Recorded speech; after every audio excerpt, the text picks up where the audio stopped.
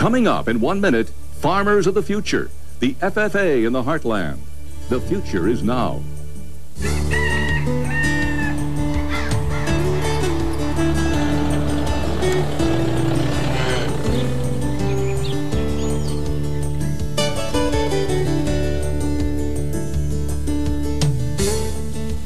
Hello, and welcome to the future. I'm George Redding. You may be wondering why, on a program looking to the future of farming in the Heartland, we're surrounded by relics of the past. Well, at some point, all these wonderful old tools of agriculture were the future, on the leading edge of farming technology. This Heartland Special is going to look at the people who are leading the charge into a new century of farming in California. Future farmers armed with exciting new tools that will someday be considered relics too. The organization, the Future Farmers of America, is now known as the National FFA organization. They changed the name because the scope of farming these days goes far beyond just being a farmer. Future farmers will also have to be marketers, communicators, educators, scientists. The farmers of the new millennium will have to be more than just servants of the soil. Put bluntly, it is no longer just about sows, cows, and plows.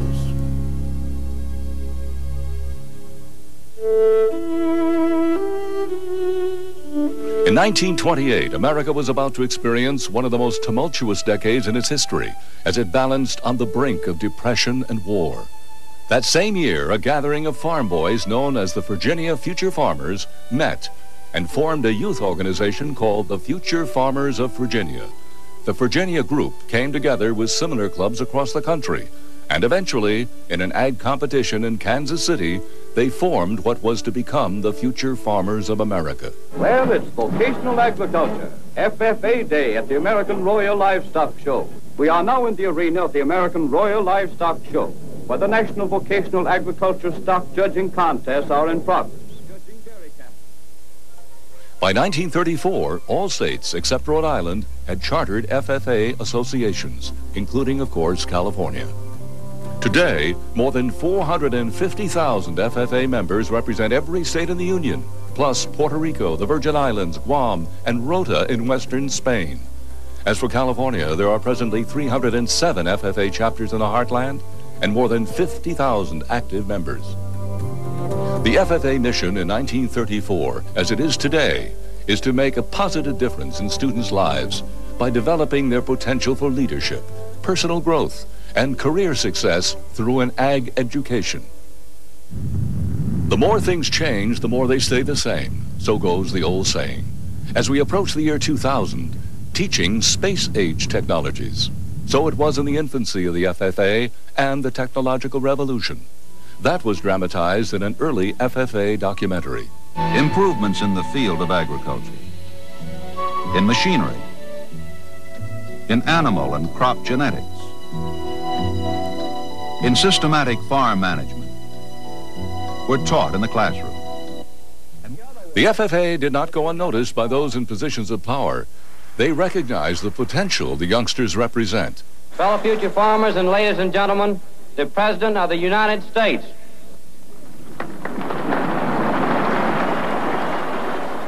Franklin Roosevelt, Eisenhower, Nixon, Ford, Carter, and others throughout FFA history have given their support to the FFA mission. As farming strategies change, as technology grows more complex, as demands on the land become critical, this group that began as a club of farm kids from Virginia is keeping pace. The youngsters that make up today's national FFA organization are creating their own ag future, and at the same time, assuring ours. President Carter said it best. I'm very proud to be part of one of the finest organizations on earth that's never lost its pride in what has been and its vision of what can be in the future. Still to come, FFA students take to the road in head-to-head ag competition, and we'll sneak a peek into our agricultural future. Learning to do, doing to learn, earning to live, living to serve. That's the credo of the National FFA organization. The success of agriculture in the future starts here, and in classrooms just like this one. Without a sturdy foundation of education, the infrastructure of agriculture would surely collapse. Support for that infrastructure starts at the top. The state capitol in Sacramento has a different feel in 1999 as a new administration comes to grips with a full plate of agricultural issues. Everything from water use to pesticide controls, and labor issues may be up for debate. One issue that they're taking aim at is agricultural education. Delane Easton, State Superintendent of Public Instruction, has taken the initiative to strengthen California's blueprint for agricultural studies. We have actually a lot of allies in the effort to bring better agricultural education into the classroom. And it is my belief that we can and should do it. In the agrarian tradition that Tom Jefferson spoke about so eloquently and wrote about so eloquently has had an important role to play in the history of the United States. I think you can, in fact, and should teach children about the important role that agriculture has played in American history. Any farmers of the future will need the kind of hands-on education that Easton envisions for California students at all grade levels. I believe that, in fact, if we really strengthen the curriculum, we will do so using real-life examples and real hands-on, experiential kinds of science. And that would mean, that would have real implications for what we were able to do with agriculture. As the parameters of agriculture continue to expand, what does that mean for youngsters tending their gardens today? Well, even as we've become more productive as a society, and we perhaps have fewer people that are actually working our big farms, we nonetheless, I would argue, have more reason for children to have a respect for the land and respect for the production of food in this society. The world economics are determined in large part in the world by a nation's ability to feed its people and to use various techniques to ensure that its farming is done in a safe manner and that it doesn't have long-term downside risks for the society. For California Heartland, I'm Pat McConaughey. Agriculture needs people that are both educated and can communicate with the public. And I also think it's very important to understand agriculture and the industry from the ground up. That's why I want to go to school and get some possible plant or animal science so that they understand the roots of the industry and then possibly later be involved in public relations or some type of agribusiness that links the public and agriculture together. I'd like to teach either secondary, which is high school. I'd like to pretty much, my advisor, he had a lot of impact on me and he really got me jump-started and involved in the FFA organization. So I'd like to give back to FFA what it's done for me. DNA research, hydroponics, aquaculture, tissue studies. Doesn't sound much like agriculture, does it? But within the curriculum of ag studies in high schools and colleges up and down the state, the boundaries of what is required to be successful in the business of agriculture are expanding. When it comes to ag studies, the future is now.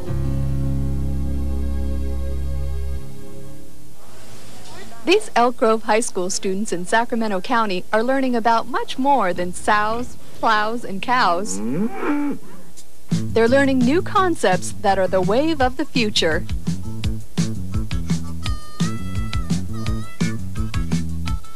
We're doing a project on hydroponics, and it's basically growing plants in soilless media, which is, not soil.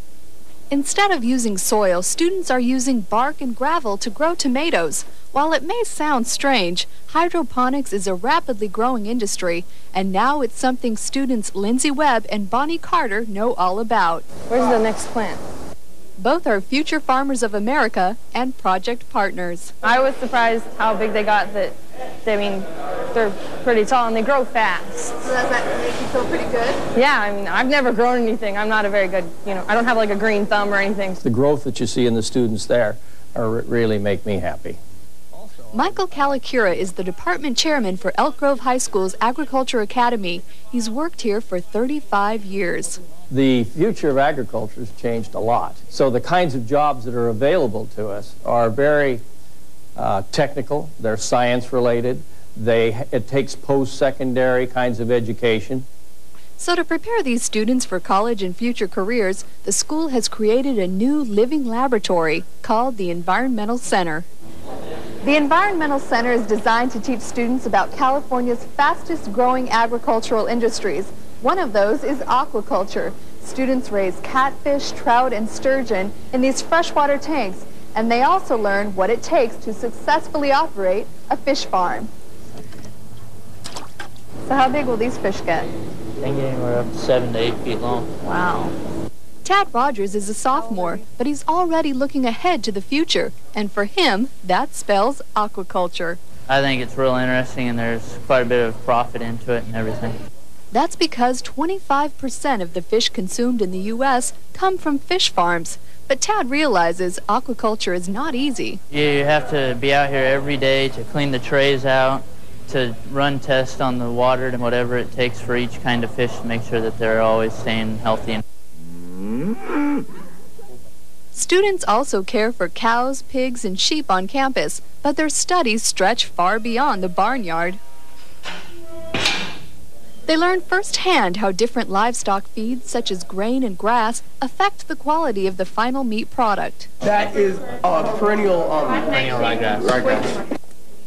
In the last 7 years, 54% of the Ag Academy students have graduated from a four-year college, and not surprisingly, many now have successful careers in agriculture. It really makes a difference for them in their future life. And that future looks bright for all of these ambitious Ag students. Next, Midori Sperandio meets with students at a FFA field day, where school projects are put to the test.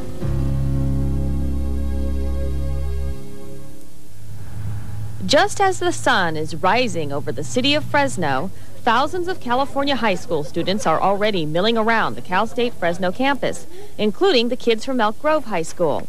This is the beginning of a Future Farmers of America Field Day, one of several held all over California. All these students are competing against each other in various agricultural events they've learned in the classroom. This event is so big, we can't possibly show you all of it. There are 2,500 high school students here from 156 different schools competing in 28 different contests. I think it's probably one of the best things we do in vocational agriculture. It fosters self-reliance, all the critical thinking skills that a kid needs. One of the first contests of the day, Farm Power and Machinery. Here, students maneuver a tractor through an obstacle course. This is Christine Vieira's third year competing in a field day. She's one of the few girls to compete in a tractor driving contest. I noticed that you looked very concentrated out there. Yeah, I have got a big fear of backing, and little by little I'm starting just to overcome it. The Small Engines Contest is the fastest growing field day event. For this contest, students compete against the clock. School teams try to find what's wrong with an engine, fix it, and get it working before anyone else. This team was the first one to get their engine fixed and started. Other more traditional events include judging of dairy cows and egg-producing hens. Each event is designed to teach students skills that they need in today's world of agriculture. We try to tie most of the contests and the skills taught to industry and what goes on in the industry. We actually change the contests to reflect new things in the industry.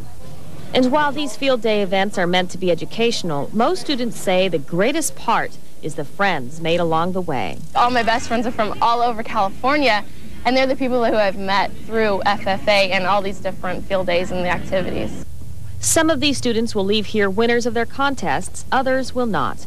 Students from Elk Grove did well, winning in 7 contests from Best Informed Greenhand, Parliamentary Procedure, to Farm Business Management. Whether or not they take first place isn't so important, though. Much more valuable is all that they've learned from the experience and the lifelong friendships. Most agree everyone will leave here feeling like winners. For California Heartland, I'm Midori Sperandio. Yeah, there's a lot of more technology than there used to be as far as everything is either run by computer or different tractors that can specialize. So there's a lot less man labor and more machinery labor. So you can get the job done a lot faster now with all the new advances. I've really gotten a lot out of my involvement with the FFA organization. One, I've been able to better understand the agriculture industry, its ecological and its economical effect on our society. And I've also been able to develop interpersonal skills through my involvement in a variety of contests and leadership activities. FFA participants aim high. The leadership skills built into FFA training are a strong catalyst. Many past members are now in positions of power or maintain close touch with the organization and are shaping our youngsters into the leaders who will chart the agricultural course of the Heartland. A good example of the thread of success possible through FFA training is the story of Jerry Davis. And they had a program called Future Farmers of America. I know it was agriculture, and I thought that was right down my line. Jerry Davis represents the potential result of a youth spent in the embrace of the FFA. Even in retirement, he is still involved in the activities of the organization that helped shape his life. Leadership and teamwork, hallmarks of FFA involvement, are part of Jerry's persona. His life is centered around helping others help themselves. His war experiences as a paratrooper in World War II primed him for his eventual leadership roles with the FFA. You learn to trust the people around you. We were the only parachute outfit in the Pacific, and we jumped it on the outside of Manila when the 1st Cavalry landed on Luzon. Those lessons didn't come easily for the young paratrooper, who bravely jumped from aircraft 15 times before being wounded following that jump over Manila. I was shot in the head at Nichols Field, which is on the city limits of Manila, you might say. And that steel helmet probably saved my life. I'm sure it did. Jerry makes close comparisons between training in the military and training FFA youngsters for a future in agriculture. So I would say that camaraderie that you get in an Army outfit like that, you're able to use that same thing to encourage young people to work as a group. That's what vocational education is all about, really, is a work ethic, and you teach the youngsters to work. And having been through that, it helped a lot to have those and preparing youngsters for the field of work. And that's especially so in agriculture. With the help of wife Dorothy on the computer, Jerry Davis keeps a busy schedule writing books and articles on agricultural education. He has almost single-handedly written the history of FFA in California and has compiled valuable research on the organization over the years. He also acts as publicist for a veterans organization made up of members of his World War II unit. We do a national magazine quarterly for the 511th Parachute Infantry Regiment Association. And that was my old combat regiment. And so we've been doing this for 10 years. And we put out 4 copies a year. And this is similar to some of the work I did for the Future Farmers. The California FFA considers Jerry to be one of their greatest assets and a source of inspiration. What Jerry says of his military ties may also apply to a life in the FFA. The airborne is like a brotherhood. Once you're airborne, you're always airborne. And so it's a very, very close-knit kind of an organization. I was really involved in the leadership aspect. I held several local offices at the chapter level, and I was also a regional officer for 2 years. So I think that really helped me in my public speaking and communication and teamwork with others. So that was definitely a benefit. I don't think I could find passion in any other industry than agriculture. It's been something that I've been involved in all through high school and now all through Cal Poly, and it's something I'm very passionate about and would like to stay in. Surrounded here by the history of agriculture in the Heartland, it's hard to imagine what this museum will house in the year 2050. What innovations will rise to the surface, spawned by the brainstorms of young FFA students getting a running start at a new century.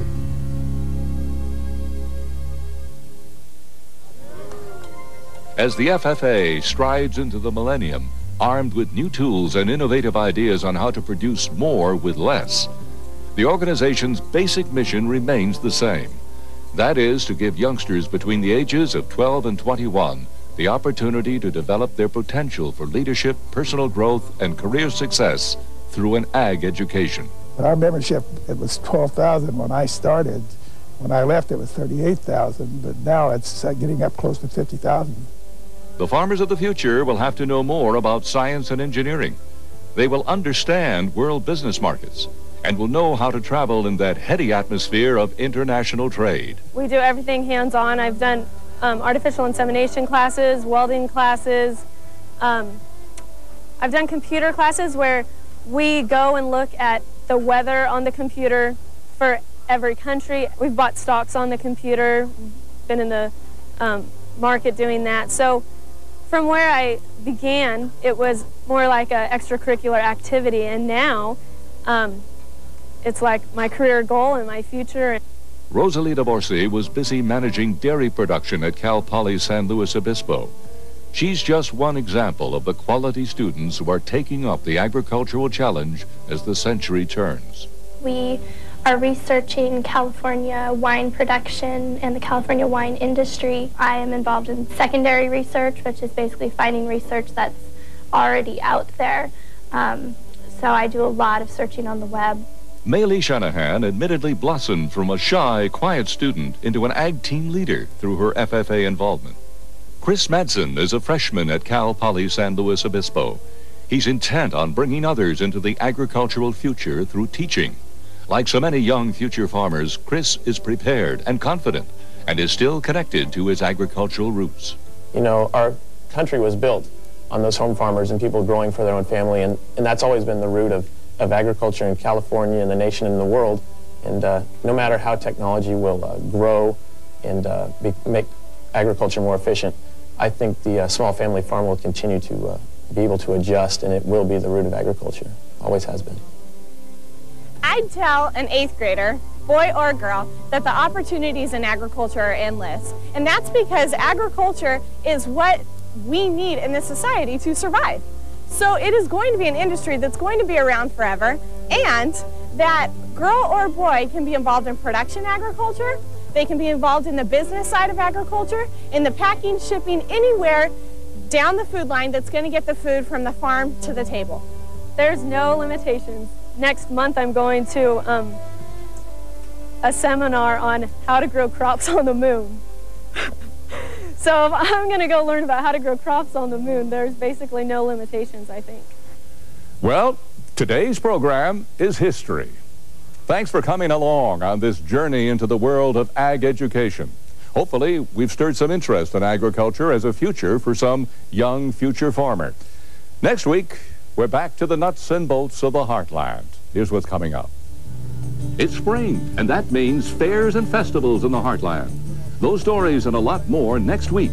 Be sure to check out our website for more information about the program. You'll find us at our web address, californiaheartland.org. We welcome your comments and story ideas, so please send them along. You can email us at calheart@kbie.org or drop a note to California Heartland, P.O. Box 6, Sacramento 95812. I'm George Redding. Thanks for joining us. I'll see you in the future down on the farm in California's Heartland. I have a cow at home named Speckles, and I've raised her ever since she was a little baby. And so she can be out there in the pasture just eating away, and I'll run out there gathering up the cows, getting ready to milk, and I'll go, Speckles, come to Mama, and her little ears will just perk up, and she'll just come and run it, and she's just like my little pet. She's a cutie. So that's my Speckles story that I always tell my team. So. When I get out of college, I'd like to become a high school instructor for agriculture and an FFA advisor. The production aspect has always excited me, but what excites me most is teaching other people about that and sharing with students the message of agriculture and the public and sharing with them about the FFA and the experiences that it's given me and that they can receive from it also. So hopefully in that way I can help those students and I can help prepare people, those students, for a job in agriculture and a career and help the industry that way. And on my grandparents' side, he was an ag teacher and my father's an ag teacher, so that kind of runs in the blood. Learning to work with other people and taking on responsibility, I think really gave me a little bit of an advantage when coming here to Cal Poly. We're in a very exciting time right now with high yield production through genetic engineering and those types of scientific advancements. We're able to sometimes double and triple